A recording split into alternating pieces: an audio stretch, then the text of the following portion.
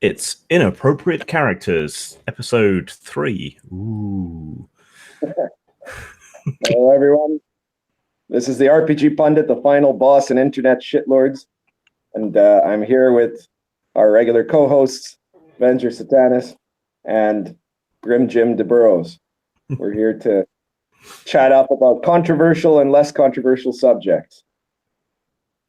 And this is technically the second formal episode, but we're doing it as a live chat anyways, I guess, because of technical issues of time and organization for Grim, I think, who is our video guy. Yeah, so, I've got a busy week coming up, so I won't have time to tinker with things. So, but we didn't tell anyone we were going live, so we're not expecting to have a lot of people, I guess. No, but it will be recorded and up. And we're doing pretty well on the stats. We've got nearly 200 subs already and plenty of views and watch times. So we're doing pretty well. That's good. I am going to call you on one thing, though, Pundit. I've let it slide for the previous episodes, but my last name is Desborough. Oh, Desborough. Desborough, yes. So there's no S at the end. No. Don't worry, everyone gets it wrong. I don't know why, but they do. Is that because it's French? It's either French in origin or Celtic in origin. And it derives from earlier names Disborough and Disbrow. And Major General Jonathan Disbrow was one of the major generals under Cromwell. So, interesting history. Very good. Well, speaking of stats, my latest YouTube video shot up through the roof, and that was because of something that happened on social media, which was a little hashtag I made up about a month ago, more than a month ago. It was called D&D Gate. I was arguing that we need a D&D Gate, and as it turned out, I ended up catching some attention there on account of somebody proving that we needed a D&D Gate, because we had this immigration debate that's going on in the United States. And I had made a post. See, I am an immigrant, right? My parents were immigrants to my country of birth. My grandparents were refugees. So, I have an understanding of immigration that's in my bones and in my personal experience. And because of that, and I know what a refugee really is, because my grandparents were refugees from World War II. So on account of all of those things, I support the notion of maintaining a legal system of immigration and standards for refugees, and not just having this, some kind of open border madness, right? And we had a major member of the D&D design team post a D&D themed, even hashtagged, if I remember correctly, as D&D post, where he suggested that if you don't oppose the legal immigration system in the United States, if you don't oppose immigration enforcement, and by default the current presidential administration, then you are evil. And it was implied that you had no place in the D&D community, as they call it, right? So I wrote a response to that post, and that generated some controversy, and people picked up on this D&D Gate tag, because my response was, this is why we need a D&D Gate, the politicization of the hobby, right? And we had a ton of people posting a ton of stuff that was meant to, try to stop me. But as usual, most of the things that they posted, instead of actually addressing the debate, addressing the things I was bringing up, were just blatant lies. Now, I'm not going to go into more detail about the specifics of the issue, because in my latest, if you go to my channel, the RPG Pundit channel, my latest video is all about that. So I don't want to just repeat myself. If you're interested in understanding what happened, go to my channel, look at that video. But today, I wanted to share, something I had saved just for, comparing war stories with the two of you here. Probably one of the funniest incidents, one of the funniest examples of these crazy ideologically driven censors and the mentality that they have. Out of all the stories that happened in the last 3 days with this D&D gate tag phenomenon, this was to me the funniest. And it's the reason why I put Arrows of Indra again as my book image for the night.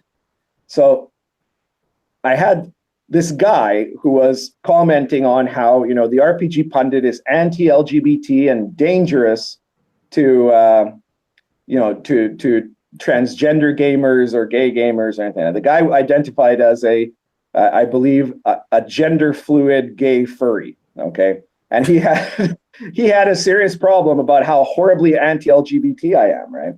And I actually responded to his post and I told him, I don't know who told you that, but I'm not anti-LGBT. I've been pro-LGBT all my adult life. I was in favor of gay marriage, 20 years before either Barack Obama or Hillary Clinton were. I've always been in favor of people being able to do whatever they want with their own sexuality and their own bodies. And I mentioned that I happen to have also been the first guy ever to make an RPG rule book, which is Arrows of Indra, with a transgender heroic character on the cover. And the person's response, at first, before I got to that point, they were like, oh, you're just saying that, but you're actually a bigot and, you're harmful to transgender people and to LGBT people. And then I mentioned Arrows of Indra and they're like, oh, and it was kind of like they lost the plot for a second and they didn't post for a while. And then the next thing they come up with is they're posting, well, hang on, what about Mutants and Masterminds? There's a transgender character on that. Were they ever on the cover? And I'm like, I don't know. And then later they say, oh, no, it wasn't. And then a little while later, they come up with some other book. Oh, maybe this one, right? This guy was desperately looking for some kind of evidence that there was some other main RPG rule book that featured a transgender character on the cover previous to Arrows of Indra. So we're looking for books older than 5 years old that had a transgender hero on the cover. And eventually, this person settled. They said, I've got it. I'm proving that you're wrong. And they have this game, Eclipse Phase. Eclipse Phase is a transhumanist RPG, right? And it's the cover of the edition of Eclipse Phase from before Arrows of Indra was of a spaceship with this tentacle monster attacking some kind of transhuman monkey creature, right? And they were like, well, you see, transhumanism is like transgenderism because you go beyond gender. So technically, that monkey on that cover was the first transgender character and not your game. So there, bigot, right? Like this person, the part that blows my mind about it, the part that's so funny about it, is that to them, if they could just somehow prove that I was the second person to put a transgender character on the cover of an RPG, then that would mean I'm still Hitler, right? Like if I did the first, I won. But if the second one, if my book was only second, then that means that they're still right and I'm still a Nazi, right? Because second just isn't good enough. I just couldn't believe it. That's a reach worthy of Mr. Fantastic, that is. Yeah. Is that guy aware of Roseanne Barr and her recent tweeting history, where she compared someone to like Planet of the Apes? I would think if you had said that same thing that guy said, yeah, you would be Hitler and they would have crucified you. Yeah, if I'd said that that monkey guy was a transgender character, like that's just nuts, right? It's just you're right. Roseanne Barr lost her job for that. Yeah. It's not like there aren't things that people could have a go at you about, differences that you have with people, but they seem to keep making shit up. Oh, I know. Like you'd think there's definitely enough stuff about things I've said that people could genuinely take offense to things I've genuinely said, but somehow that's just never enough for them. They have to invent lies whole hog because they're afraid that, I say a lot of pretty crazy things, right? Like you'd think that would be enough for them to be able to make a decent argument about my own, meanness or something like that. But that's not good enough, because it's not just enough to say, well, I'm an asshole, right? Well, yeah, I am an asshole a lot of the time. But what they need is to be able to prove that I'm evil incarnate so that they can demand that I be removed from the hobby forever, right? So they'd rather just lie than do anything else, because they certainly can't argue the facts with me, because on the facts, I always win. Correct me if I'm wrong, but your whole kind of intention behind this was to push back a bit against the politicization, but also to fight against the kind of politicized gatekeeping that they're doing, right? Is that? Yeah, absolutely. I mean, they're talking, they call us gatekeepers. My position has always been, I want everybody to play the game. It's an open door policy. They're the ones that are saying, oh, well, if you don't follow our specific 2018 set of Seattle values, then you don't belong in this hobby. They're the ones trying to push people out of the hobby with political litmus tests. And the funniest thing, like the whole point of the D&D Gate tag is to say, what we want is a game where there isn't this kind of political litmus test going on, and where people are just focused on playing, not in some kind of an identity politics teaching moment, some kind of propagandism in our books. It should be about the gaming for everyone, for all colors, all races, all creeds and sexualities, but it should be about the gaming.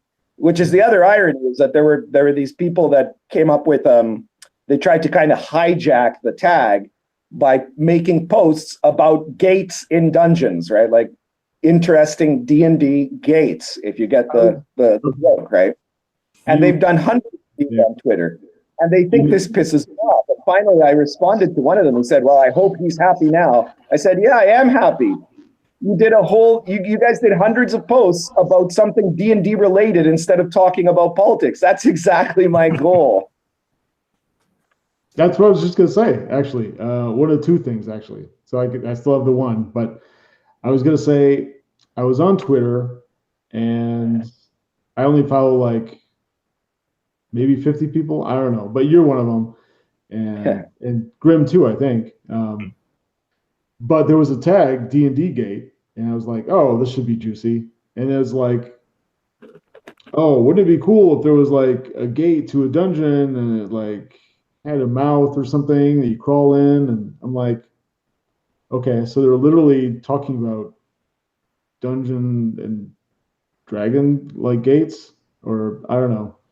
And so I was confused, but now that, okay, so they tried to like, I don't know, one up you or like 180 you to like diminish your D&D Gate tag or something. Yeah, they wanted to bury the tag. Yeah. And the funny thing is that this tag was not a particularly big deal until they began getting outraged at me, right? So like first they were laughing at me, right, with this. They were trying to post these D&D gates as a way to make me disappear under it, right? Then they were getting mad at me when I was answering them, right? And then they were fighting me, and then that drew in a whole bunch of people that were saying, hey, hang on, the pundit is right. And now we're starting to win, right? Like the first 3 days, it was me and two other people arguing against all of these people calling all of us bigots. And there was another classic moment, which was when there was a group of 3 white males. I'm not sure if they were all straight or whatever, but there were 3 white males that were arguing on the side of the community crowd, the SJWs, we'll call them. And they were arguing against me, a Latino, a woman, 2 trans women, and a disabled gay Jew, right? This was my crew. These were the people that were arguing in favor of D&D Gate. And they were attacking us and calling us agents of white supremacy or something like that, It's just so absurd. Yeah.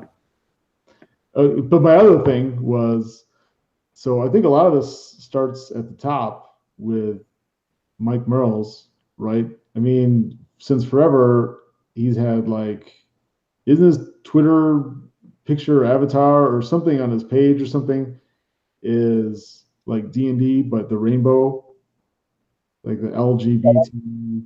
Yeah, it's the rainbow ampersand, yeah. They've made that for a fundraiser.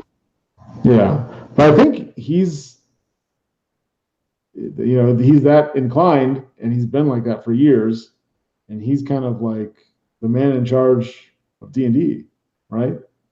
At Wizards of the Coast. I could tell you stories about Mike Merles because he was one of the first people to follow my blog. He followed my blog for years. We chatted often. There was a moment before he got hired by Wizards. This was well before 5th edition, right?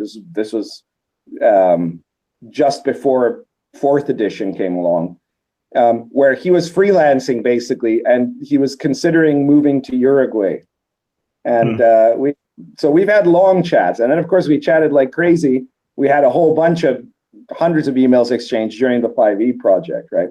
And Mike Merles is, I mean, I'm sure that he is, a West Coast liberal, but he's not an ideological fanatic by heart, because we've had lots of conversations, and I can assure you he's not, right? But he's doing what he thinks he needs to do right now to keep his job in a very politicized atmosphere. I think there are other people in Wizards of the Coast that are definitely political activists, right? Jeremy Crawford being one of them. But Mike Merles he wants to keep working there, I think, and if he doesn't toe the line, and you always see this, that he'll post stuff. He'll post very generic, very, he's being tactical about it, and that's okay. I mean, like, it's all right if he wants to say, okay, D&D is for everyone. Yeah, D&D is for everyone. Sure, post that, right? You believe, if you support LGBT youth and you have an LGBT ampersand of the D&D ampersand, well, that's okay too. I'm not going to object to stuff like that. I'm going to object to suggesting that anyone who opposes illegal immigration is lawful evil and should be expelled from the hobby. That's the sort of fanaticism that is the problem. Yeah, the argument I've managed to get some traction with is reminding people that this is supposed to be escapism. I way to the left than you. We'd probably disagree if we got into the argument on borders or whatever, but that's not really the point, is it? The point is this is a game. Not every game has to be political. People play games in order to escape from this nonsense. And the idea that you should do some kind of political purity test or whatever for everyone you sit down to play with is just nonsense. That is gatekeeping. I mean, when I sit down at the table, it shouldn't matter if one player's a black supremacist, another player's a white supremacist, another one's a political lesbian. Who cares? What characters are they playing? What's the story we're weaving together? Those other things shouldn't matter unless they bring their bullshit to the table and start arguing with each other or whatever. But they seem to be trying to present their gatekeeping as being against other people's gatekeeping. It's hypocritical. It makes no sense. Absolutely. And, I agree with you. My gaming group is incredibly diverse. We're mostly, most people in my gaming group are Latinos, obviously, but, 30% of them are women. We have LGBT people. We have some people who are more to the right than me. We have a lot of people who are moderate center left, and a couple of people who are actually literal South American communists, right? But we don't care, because at the table, that's not what we discuss. We go there, we play Dungeon Crawl Classics or Lion and Dragon or Lords of Olympus or whatever, and we have a good time. And that's what it should be about. That's where what brings us together is the hobby. We don't need a political code for a hobby, but you do for a community, which is why they want to change terms on us. Yeah, I mean, for all the people who made fun of it, Gamergate had a very definite central thrust of what it was after, which was more ethical games journalism and less censorship. Those were the main things. This kind of political entryism and so on was a very secondary thing. What would a win for D&D Gate look like for you? What do you think's the goal for it? Well, to me, the goal would be a situation where the leading parts of the industry, which is nowadays mainly Wizards of the Coast. I mean, Paizo to a certain extent, but they're on the way down. would focus on producing great game content, on being open and accepting to everyone, having diversity encouraged, but would not create an environment where you are demanded to agree with political talking points of the extreme North American left, specifically the kind of Seattle, Portland left, where most of these people are based. Sorry, just describing any mainstream American politics as left-wing just makes me laugh, because the Overton window is so far to the right in the States. It's absurd, but I know what you mean. Well, yeah, I get it. There is a difference between the Euro left and the American left, but these days that difference is diminishing in my experience, because the American left has now gotten to the point. I mean, just the other day, the American Civil Liberties Union, who for my entire life I've supported because they were dedicated to unabashed freedom of speech, have now announced that they're only going to support freedom of speech cases where they are balanced with notions of equality and diversity, right? Which is to say, they don't actually believe in freedom of speech anymore. They only believe in freedom of speech for people who are following the right political line. And this is a sign, if you want to talk about a moving Overton window, that's what's happening today in American politics. Yeah, see, to me that... Sorry, go ahead, Venture. Okay, so because I live in America, so I probably have, I follow politics a little bit. Probably not as much as maybe either of you, but the American thing I know about. And the activism and the rhetoric, yeah, sometimes that goes as far left as you can go. But politically, in respect to elected officials, you're almost always going to have more of a moderate Democrat or a moderate liberal. Because, you have your one or two out of, 200, 300. But it's just, America just in itself is moderate, but a little bit to the right, I think, of most other countries, like first world countries. And that's just... in America is to the right. What's that? That the center in America is more to the right. That's the big difference between America and Europe. Right. It's not about you see all the same extremes. It's that the American center, the average American, is more conservative than the average European, and that changes the political balance, right? And that's why you have a whole bunch of blue states that went red in the last election. Because you got one extreme and you got the other extreme, and with American politics and voters being what they are, America being what it is, the extremes just automatically get knocked out. And so what you get instead is, left and right. So the extremes are over here. Now you get more centrist, moderates. And pretty much everybody is within this window right here. Yeah. But it's further to the right than you would expect, or a lot of other places, just because, you got to work within the system. And American politics, it's not about revolution, and it's not about socialism or communism or like changing the Constitution, because you can't do that. And so everything is a little bit more conservative and traditional. And even liberal elements, have to abide by, a certain amount of the way things are. Yeah. Yeah, that's true. But maybe we should get back to we have gotten off topic, as one commenter well, said. it's related. Let's get out of politics in general. We can still talk about politics and gaming, but I think we could change to our next topic. And I think that's your turn, Venture. What are you going to bring up for us tonight? The world building. I wanted to talk about this just because I'm kind of embarking my own world building right now. I'm going to start a D&D campaign pretty soon. I thought about running one of my own games, but which I frequently do, like Crimson Dragon Slayer or Alpha Blue or something like that.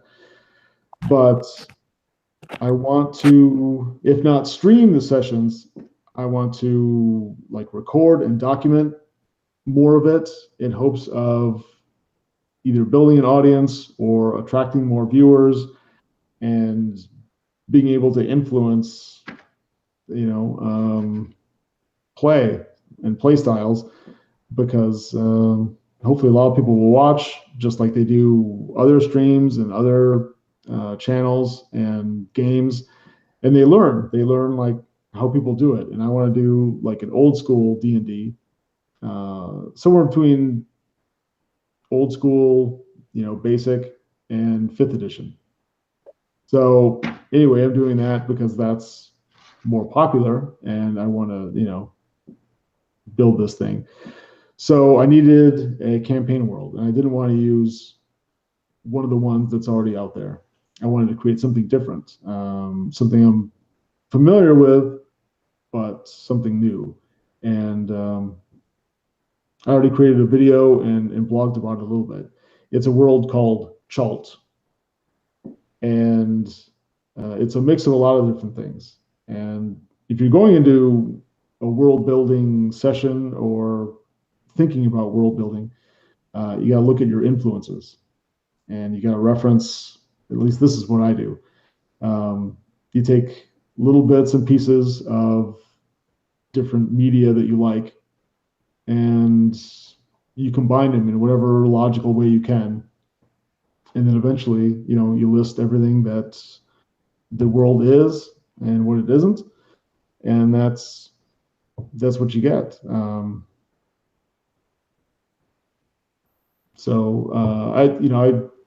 was using movies all the way from Zardoz and what else?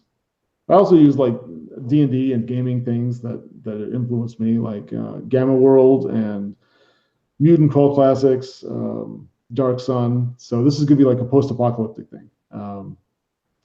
But yeah, any kind of movies or TV shows. I mean, you gotta have some sort of visual reference. You can use literature too, if you read a lot, which I don't. I just don't have the time or the patience right now for reading. I wish I did. I used to read quite a bit, but not so much anymore. One day I will read again. But yeah, movies and TV shows. You just marry like one little bit and another thing. I was reading this Chinese zodiac just for my kids, and it had this line about the ancient people, I suppose in China, regarding dragons as these mythical, like godlike creatures, that the dragons' will and ambition or determination were so strong that people believed like just everything, like fate and just the way the world turned, just kind of revolved around the will of these dragons. And it kind of sparked something in my mind. I was like, oh, instead of having gods, why don't I just have dragons? But these larger than life, like deity dragons that were so powerful and so ever present in the world that one flying overhead could create an earthquake or cause an army to march on their neighbors, or festivals and religious cults, and would build up around the dragons and be this whole thing. But why don't you guys talk about world building that you've done in the past, or what you think would go into your own world building session? Shall I go? Yes, yeah. Go ahead. Okay. The main thing I aim for when I'm creating a game world or any game is what I call plausibility. It's kind of a fluid idea because some games are more cinematic, and what's plausible in that context is one thing. Some of them are more you're trying to create a more realistic world. So what's plausible in that instance can be different. But that's the kind of sweet spot that I aim for, that allows you to get away with some nonsense, but keeps everything believable enough in context to play. Like you, I draw on stuff from all over. I tend to go one way or the other. I either go for a really kind of intensely detailed world, or leave it pretty vague with just kind of ideas.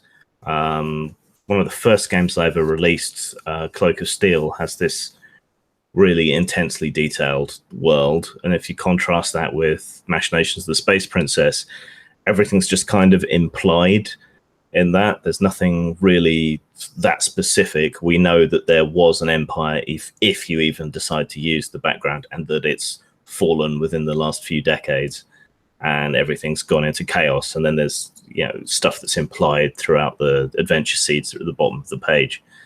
So what I've found weirdly useful is when you do draw on lots of different influences from literature and books and games and stuff, once you start recombining it, it's not really recognizable anymore. So that is, you know, remixing stuff is effective. It saves you work, but it still comes out quite novel. And also that some really bad books and some really bad films can make for really good adventures and game worlds. There's just something about role-playing kind of alchemically turns terrible B movies into pretty good play sessions. I think that's because your players are probably better than the people who are acting and directing or writing, whatever it is. One of my most imaginations. One of the best horror games I ever run was based on mashing together two of Sean Hudson's novels that weren't particularly good, and a terrible film that we'd watched. And that came out really well, weirdly. So, you know, take your inspiration wherever you can find it. It's hard to define what I mean by plausible, but maybe I'll try and go into that in one of my own videos at some point. Try and pin it down. So is it my turn? Yep, you're up. All right, well, I wasn't expecting to go into any kind of a rant here, but maybe I will go into a little bit of a rant. In my experience, I think that there's a certain poverty of ideas in a lot of world building. If you look at one of the reasons why the early settings are so ongoingly popular, it's not just because they were first. It's also because the people who were inspired by them were at least drawing from a fairly wide range of science fiction and fantasy literature and some other influences that were very diversified. And then over time, what's happened though with pop culture, with movies, with novels, fantasy novels and comic books and all of these things, is that they've all become increasingly self-referential. Stuff has been taken out of this tradition, and increasingly new stuff that gets created is referencing just the older stuff that was there, to the point that now there's a whole bunch of, you know, games and shows and movies and books that are essentially using early D&D as its core reference. But at every time, it's like if you do a photocopy, right? Every photocopy you do is going to be a little bit more degraded than the last one. And fundamentally, even the early ones don't usually, with a few exceptions, have a really strong basis in something other than kind of American and occasionally British pop culture fantasy. In my experience, that's not usually how I create worlds. Now, it helps that I'm a historian, but in my experience, if you look at history and mythology and the anthropology of world cultures and things like that, there's a much richer set of resources, right? And classical myths and classical stories that are just so much more varied than the stuff you get from pop literature. That, you know, for a start, history, if you really look at it, it tends to be way more interesting, way more unexpected, way crazier than most literature, with the exception of maybe some of the great literature that produces really novel stuff. But a lot of, you know, literature tends to be repetitive. And in history, you see a whole other way of looking at it. And part of that is also that when you're creating a world, part of the point of the world is that it should be a virtual reality, because we're not making a novel when we run a campaign. We're acting in a virtual world. The characters are people in this virtual reality. So if the world is based on just literary sources, the world will feel, at least to a certain extent, like it's a made-up world, like it's a world that is a setting for a story to be told, rather than a world that feels real. In my experience, if you base yourself on kind of historical sources, and even the classical mythological sources, those fundamental symbols of human experience, then that gives you a whole set of other tools to work with that helps your world get that virtual reality sort of sense to it. Like you were talking about dragons, right? This is kind of an area that I've looked into, right? In China, you're right about dragons, that they were seen as these, especially in the early period of Chinese history, these powerful forces that were both living creatures and spiritual forces. And you had dragons that were representative of the masculine force of the yang, and dragons that were representative of the feminine force of the yin, and that had different qualities to them. The ancient people believed that dragons lived under the earth, but then traveled up into the sky. And this happened at certain times that corresponded with the seasons. And when a dragon would first go up into the sky, it would make rain, which was very important for ancient peoples, right? So if the rain wasn't coming, it was because the dragon was still in its cave. It wasn't coming out of the underworld. And then you needed a shaman to try to draw out that dragon. And they would do this ritual where they would use ritual implements, the most important of which was jade, which was really important to Chinese culture, right? They would have these jade wands that they would try to use with a combination of, magic spells to call out the dragon to make it rain. And this ancient shaman, the Wus, if they didn't succeed the first time they tried to call out the dragon and to make it rain, then they would have to try again, and then you would need blood. So there would be a human sacrifice. And the sacrificial victim was supposed to be a cripple. So they would sacrifice a cripple to try to call up the dragon to make it rain, because the blood would draw out the dragon from the earth. But if they didn't succeed the second time, then the third time, the shaman himself would be the sacrifice, which meant that you had to be really good at your job if you were a shaman, right? Because you had 3 tries, well, 2 tries really, and then on the third one, you're out, right? You're the guy that they're going to sacrifice. Yeah, dragons are also... Sorry? 3 strikes, you're out. That's right, yeah.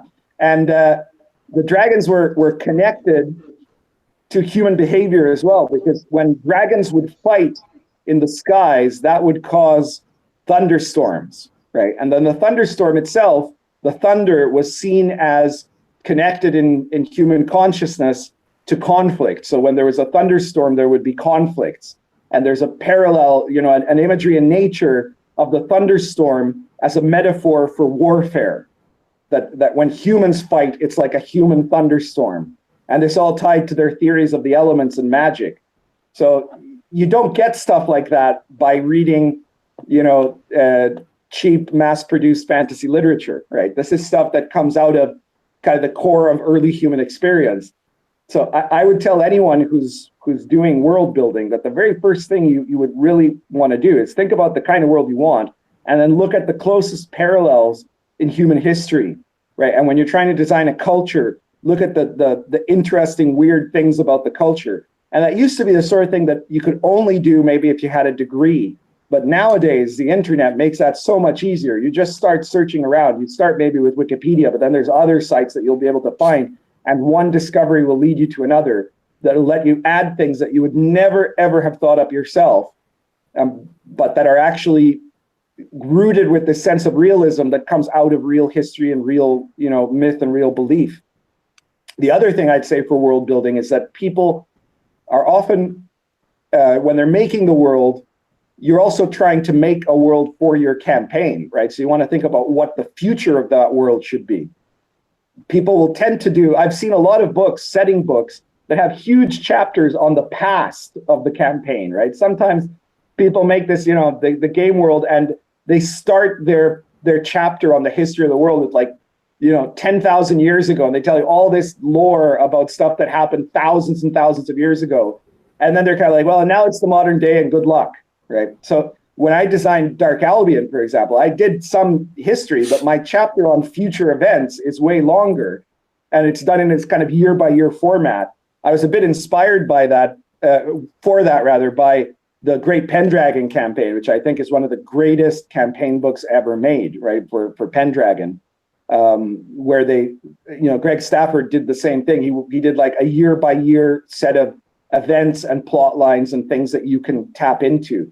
So don't think so much about the past history. Do what's necessary to really be relevant to the present, but then figure out what the future of your campaign will be. Like, where do things go? And that's another place where history can really be helpful, because if you're trying to just think it up in your own head, or you're looking at it as if it was a story, a novel, there's going to be this kind of consistency and things that you would expect that don't really match up to how history works in the real world. In real world history, you've got stuff like these guys that are hugely important and are doing stuff, and then they suddenly die of a stroke or something like that, right? And then that changes.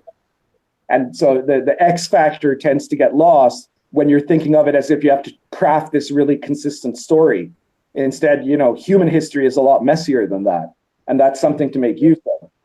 You have to be careful, though, that your future history is broad strokes and not, a series of Dragonlance novels where no, this happens and then this happens, and then year 3 of the campaign, this happens, where you got to take into account, obviously, the characters and what they're going to do, and urgency. You have to have a series of events that are beyond the scope of the player characters, and then a series of events that should depend on what the player characters do. And a good DM will have to modify that chronology based on things that the players are doing, if what the players are doing is is significant enough to change that course of things. Yeah. I'm obsessed with this idea of finding a way to reflect the effect of what the player characters have done in the world. And the only game that's really done that I can reference is Underground. The kind of street level superhero over the top thing from the 90s. But that was very much based on, you would set out to improve your neighborhood and make it better. And it had a string of digits, almost like a traveler universal world guide, that would tell you average wage level, sort of quality of life, policing, crime level, and so on. And when you did an adventure, it could alter one of these statistics, and that would then be reflected in how the area would be to live in. But when you bumped up one thing, something else would come up as well, but something else would get worse. So it was constantly trying to balance it, and that's interesting. Another idea I've had is forming like a web between communities on a map. I think you really need to computerize it to make it work, and I'll need to get someone's help to do that. But so if you rescue this village from bandits or orcs or whatever, then their food production might go up, and that increases the wealth in the surrounding area, which makes a guild more powerful, that sort of thing. So knock-on effects between things helps bring a world alive, and that reflects the character's actions. So it's not just we went in a dungeon, killed something, took its stuff, and that had no effect. It should have some effect. Yeah. Everyone's stunned by my wisdom. Nothing else, the effect it should have if you go into a dungeon and come out with a ton of loot is to disrupt the local economy, right? Well, yeah, exactly. I mean, that is if you're doing a dungeon style game anyway. Yeah. So I think we're about at the time we should move on to your topic, Jim. Okay. I picked up Starfinder a while ago, and this month I've been doing like themed months on my blog. So I did a month of stuff for Starfinder, just finding some cool art basically and making up stories or gear or whatever around it. It's an interesting game. It's kind of like a slightly lighter version of the Pathfinder rules. It's more accessible, but that may just be that it hasn't been completely weighed down with supplements yet. It's very much fantasy in space for the most part. So I never liked Shadowrun for that reason. You know, cyberpunk with elves just doesn't work for me. But you don't have to use any of that, and because it's such a familiar rule set, a lot of kind of the difficulty of adapting people to a new game and so on kind of goes away. And yeah, I think it's a really good product. Apparently it hasn't got as much traction as they wanted it to, hasn't got as many fans, but I found quite a bit of positive response to what I've been putting out there. And I might do a version of Machinations conversion stuff for Starfinder to kind of bring that attitude across, because I like everything about it except the background and the settings. You know, we were talking about world building, but just kind of advancing a fantasy world into science fiction is kind of interesting, but not really to me. I think Spelljammer, and there was an imitation Spelljammer game, Dragon Star, was it? Anyone remember? Yeah, I think that's what it was. Yeah, I think that's a more interesting way of going about it, kind of extrapolating the fantasy elements forward and the magic and so on, whereas this brings sort of science fiction-y elements in, and it lacks that plausibility I was talking about. But if you play it as a straight-up sci-fi game, it's pretty good, though I don't think classes and levels work particularly well in modern or sci-fi settings. But yeah, I enjoy it. It's just missing a few things like decent vehicle design rules. There's a couple of fan supplements of vehicle rules. I think I'll end up doing my own. But yeah, it's better than I think it's being given credit for. I haven't looked at the new Pathfinder playtest rule set, but if that's any indication, they're taking a kind of, but not quite, 5th edition slant, sort of making things a bit simpler and easier and quicker to play, but retaining some of the depth of character creation and specialization that 3rd edition had.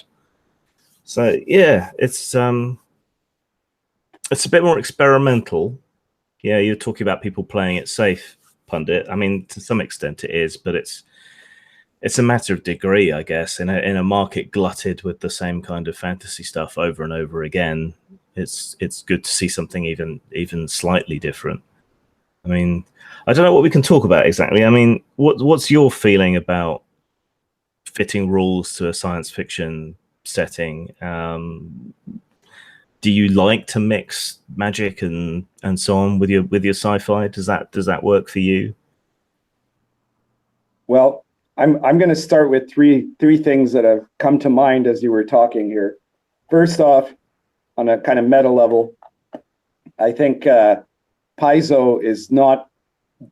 I think they're in a lot of trouble, right? I've been around long enough in the gaming thing to remember the decline of White Wolf after D&D got attacked together and released 3rd edition, and I'm seeing them making all the same mistakes that White Wolf made.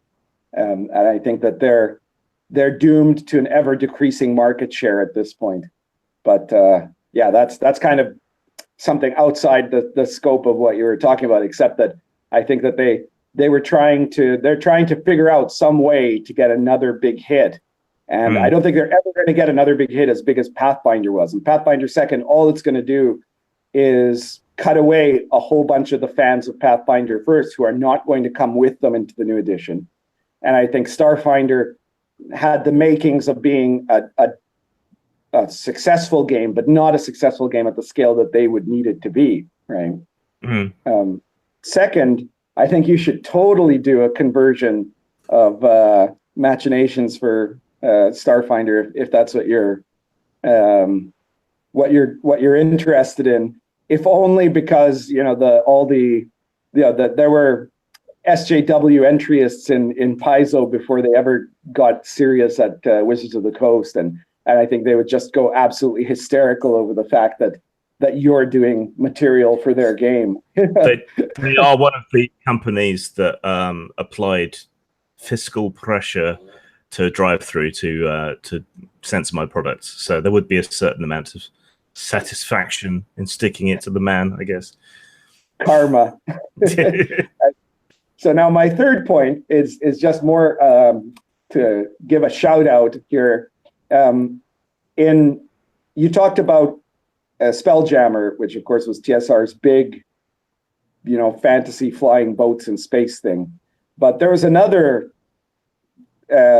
similar sort of thing that happened at the same time, which was in the world of Mystara. You had the excellent kind of not a spin-off setting, but a kind of side setting within Mystara, which was all about the voyage of the Princess Ark and the Alphatian flying ships and Haldemar von Haken and these guys. And I thought that was always way cooler than the kind of goofiness of Spelljammer. And that was all done by a guy named Bruce Hurd, who's a very, very good RPG writer. I don't know if he designed games, but he did all the setting stuff for the Princess Ark stuff. Mm-hmm. And nowadays he's doing these books, The World of Kaladar, which are that he tried to get permission to use the Princess Ark and the stuff from the material he wrote related to Princess Ark and the whole story of the voyages of Captain Haldemar and all that from Mystara, and Wizards wouldn't let him do it. So he's made his own new setting that is very similar in some ways, like some of the similar elements, but it's now actually like a space-based setting. Like he's in the main book, the first Kaladar book, which I reviewed. It's somewhere on the review section of the RPG site and in my blog. Hey guys, I gotta cut out. Okay. One of my kids need me. Right. So, yeah. Sorry, but hey, good session, good discussion. Okay. Okay, we'll wrap it up. Take care of your spawn. So, so I was saying that the world of Kaladar is something you might want to take a look at, because he does an approach in some ways like that, where you've got it's fantasy in space, it's kind of high fantasy in space, and I thought it was quite good. And I know he's done other books for it since. I haven't looked at the other books besides the first Kaladar book. But I thought this was a good moment to give a recommend for that. I did have a postcard of the Princess Ark somewhere on my wall behind my green screen, but I can't find it. I vaguely remember some sort of fuss when he was trying to get the rights back. Yeah, that's right. And it gets hard to keep track of everything. It would have been nice, but I think also what he did with Kaladar is he kind of expanded that idea into a full-blown fantasy and space setting. So if you're looking for stuff like that, that's another alternative to take a look at, which could be pretty interesting. I personally have sometimes dabbled in that. I mean, obviously I do a lot of that when I'm doing kind of gonzo campaigns. My Last Sun setting is technically a mix of sci-fi and fantasy. It's kind of a world long after an apocalypse, and the world itself is actually a huge Dyson sphere that's in the middle, that is surrounding the last star of a dead universe that is now traveling through some kind of super science to try to get to a new universe where they could survive. That's kind of the bigger story behind it.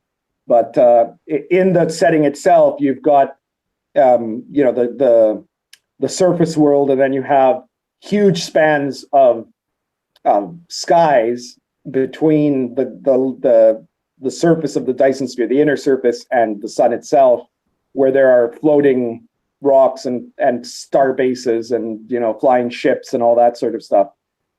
So yeah, I like doing that. I usually do it in a kind of gonzo style, but not the kind of silly style with that you ended up with in Spelljammer. I think their mistake is they just got far too silly with stuff like the space hamsters and and so like it was that style of humor that wasn't as clever as something like Monty Python, and it also, it wasn't really, it wasn't all that funny, frankly. It was just kind of this kind of goofy humor that you would sort of expect from, bad American writing.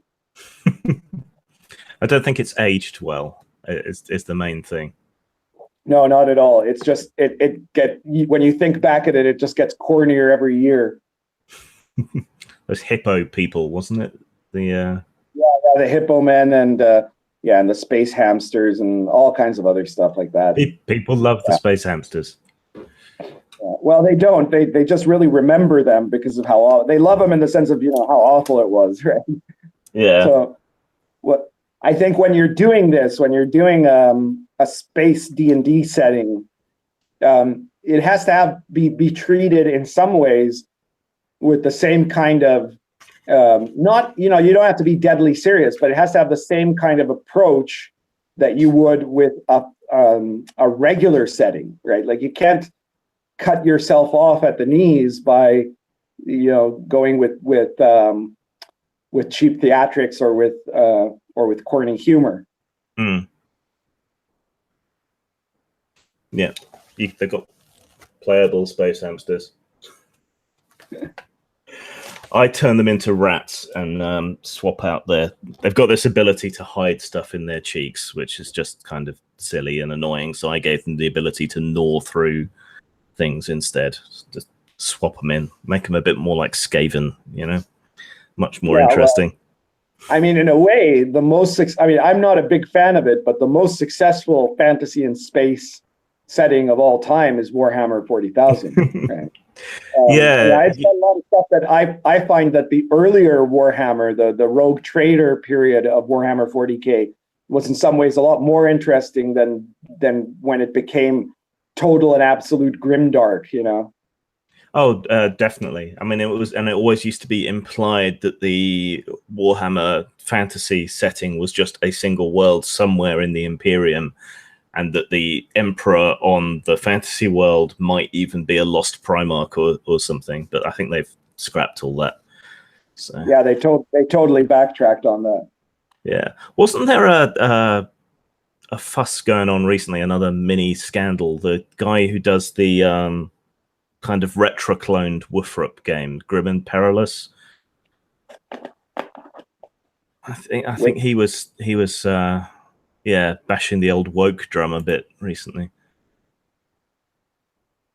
Oh yes, I think I know what you mean.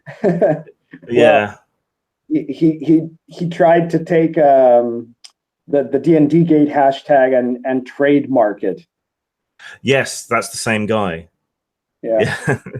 Wasn't he objecting to who's got the Woofrup license now? Is it Cubicle 7 or Modifius? I think it's Cubicle 7. Which of the two? I'm pretty sure it's Cubicle 7. From remembering the art they've got for it, but I think he was kind of objecting that it wasn't moving in a woke direction, and he's probably just trying to shill his own game off the back of that. I can't really blame him for that, really. But you're trying to trademark D&D Gate. That was just dumb. Yes, indeed. It's just to circle around to D&D Gate again before we switch off and I get some sleep. I mean, it's ironic, really, that they tried to take over your tag, because that was a tactic we used a lot in Gamergate. It was because people had the tag muted and it stopped trending. We would just en masse move into another tag and take it over. That's how we got the attention of the Society of Professional Journalism. How we made Gamergate a topic around some conventions that went on and some technical meetings and so on. So it's ironic that they tried to do that to you, but there hasn't really been any singular event to kick this off other than you trying to start a hashtag and then responding to it. I mean, there hasn't been big singular controversy, has there? They became the event, basically. They did this to themselves. Yeah, it's just silly. And I mean, you're saying that we shouldn't gatekeep, which is the message that they're saying that they're putting out there, but they're doing the opposite and trying to shut people down and shut people out for whatever reason that's irrelevant to the games themselves. It's how do we even bridge this gap? I wish some of them would actually bother to talk to me, because we might be able to have some productive discussions and figure out what's going on and where the common ground is. But they're just so invested in attacking people that communication seems impossible. Yeah, unfortunately, that's for the most part true. But I think that the more outrageous that their responses are, the more that people say, well, hang on, and like, this is what, like I said, when this thing started this week, it started with this flood of people basically trying to bury me, and me and a couple of other people doing some responses. But the more that they moved in towards outrage, the more they drew the attraction of a whole bunch of other people. So that the first 2 days, it was like, I felt like I was completely surrounded. And then, on the third day, suddenly you had this whole sea of people that were fighting back. So yeah. they were the proof that what I was talking about was correct. I'd spent the last month and a half doing videos where I talked about how this notion of the D&D community was being used in order to try to create this control scenario where they get to define language, define terms, define the values that the community is supposed to have, and then use this to attack their political enemies. And they proved it all in what they did in response to this tag. So suddenly a bunch of people that would otherwise said, no, you're wrong, there's no reason for this, we don't need this, we're looking at this and going, oh, well, hang on, he might be right after all. Clearly there is a problem. Because if there wasn't, people wouldn't be reacting like this. And I think this is going to go on from here. And ultimately, I think what's going to happen is that, like, one of my goals is to delegitimize this idea of their control over defining what is or is not the D&D community, as it were. I want, I've read their book. This is the problem they've always had with me, right? I know exactly what playbook they're using, right? It's all about, these notions from Foucault and from the postmodernists and from these other guys that have to do with you take control of language, you change the definition of terms, you define the assumptions of any argument based on the terms you've now created. And so you create this kind of closed system where if anyone tries to argue against you, if they're arguing against you with your own terms, your own definitions of those terms, they're going to lose because they've already accepted your assumptions. But if you turn it around and say, I reject your terms and here are other terms, then suddenly they don't get to have that absolute narrative control, right? So hence I'm saying, you've defined community in a way that gives you control. I'm going to say, no, there's no such thing as a D&D community as you're defining it. There's a D&D hobby, and that D&D hobby doesn't need moral, guard dogs that are determining what our politics are, because a hobby is defined just by one thing. Do you play the game or not? And if you play the game, you're in. And if you don't, you've got no business telling us what to do. Yeah. I mean, people are always dismissive of semantics as though it's not important, but it's you can't have a meaningful discussion if you don't agree on what terms mean. I'm going to call you on something, though, just to be difficult and contrary. There was a time when you used to go on a lot about, what did you call them? Lawn crappers and keeping them out of the hobby. So how do you marry those two things together? That's a good question. Now, see, I do think that you do have some people who are directly harmful in different ways in terms of the impression that people have over the hobby. And one of the ways that they can be harmful is if in our quest for tolerance we end up putting up with people that have really, horrible personal habits, or people who, like harassment of women, let's say, right? There is real harassment of women. Harassment of women isn't telling a feminist that she sucks. Harassment of women is when you have these guys that are saying there shouldn't be any girls in D&D, right? Or if you have a guy at a gaming table that won't stop hitting on the first nerd girl that comes close to him, and behaves in deeply inappropriate ways. We have to behave as in a proper way in the context of society, right? So there are legitimate things that we can call out in terms of, that sort of bad behavior.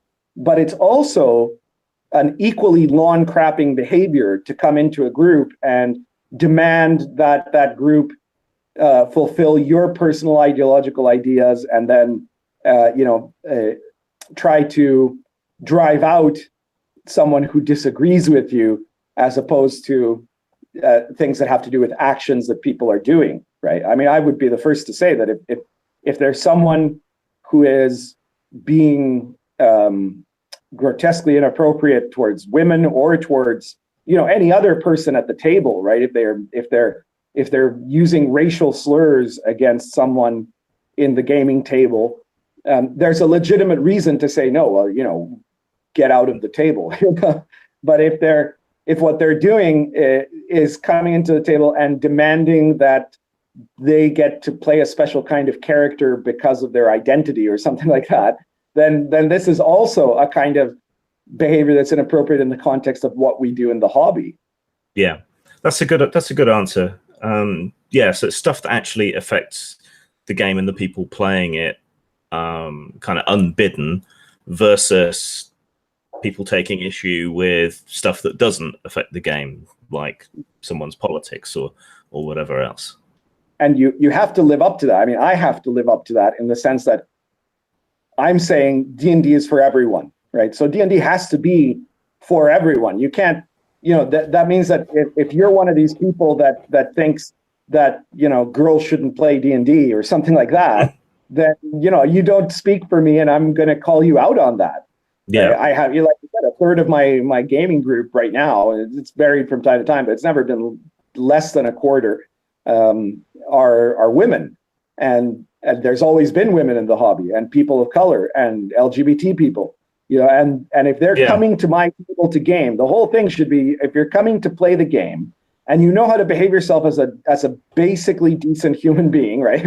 If you're not, crapping your pants on the table, or if you're not doing something that is disruptive, whether that disruption is due to terrible personal habits, or whether it's due to whatever your personal ideology is, regardless of whether it's left, right, or just nuts, then if you're doing those things, you have to call people out if it is that they're trying to exclude people. But one of the groups that is most trying to dominate, define, and exclude people are the SJWs themselves. Yeah, that's a good way to define the difference. And on that positive note, we should probably wrap up. Yeah, that sounds good to me. So, as usual, anybody who's watching, if you liked this and you want us to do more episodes, then please support us on Patreon. Our Patreon is entirely based on, if we get to a certain point, then Venger's wife will allow him to do more episodes. So we really need that to be able to convince her. So get us to that level, and then you'll get more shows if you're enjoying this. Besides that, check out our individual channels. Again, if you want to get the full story of about what was going on this last week with the D&D Gate tag, and what I really stand for, and don't listen to bullshit that people are telling you on social media. Watch my latest video, and you'll see what I'm saying. Yeah, much the same. Subscribe to me, Postmortem Video on YouTube. My blog, where you can find everything, is postmortemstudios.wordpress.com.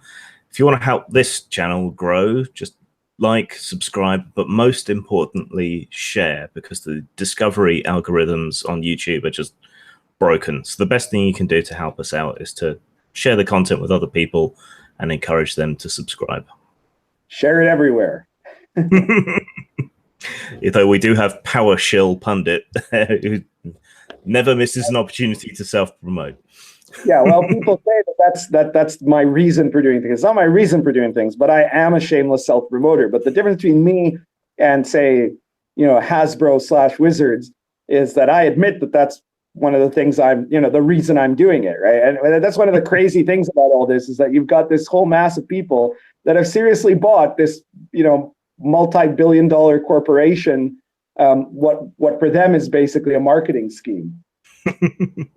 And I'm honest about my self-promotion, And I'm far too British and shy to self-promote, so I rely on other people to do it for me. All right.